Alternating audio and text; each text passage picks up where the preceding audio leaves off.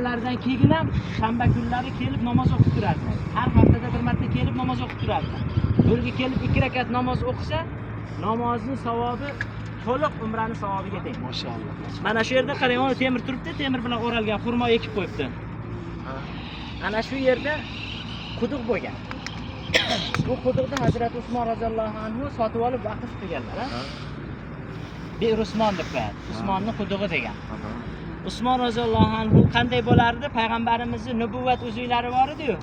Payg'ambarimiz vafotlaridan keyin Abu Bakr Siddiq roziyallohu anhu taqib yurganlar.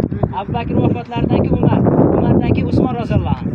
Usmon roziyallohu anhu aytadilarki, Usmon roziyallohu anhu qo'llari nozikroq bo'lgan ekan, nimjonroq bo'lgan.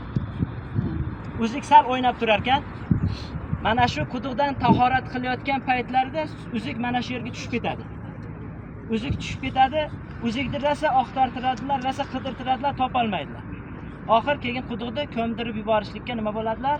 Majbur bo'ladilar, sababi uzukni birov topib olmasin, har xil nimalar qilmasin degan maqsadda quduqni ko'mdiradilar. Mana quduqning o'rni mana shu yerda nima qildi? Qoldi endi. Inshaalloh endi yuramiz, tezlatib 2 rakat namoz o'qib chiqamiz. Ayollar bu yoqdan, erkaklar bu yoqdan kiramiz, ha? Istab yurmaymiz, avtobusga to'g'ri boramiz, ha?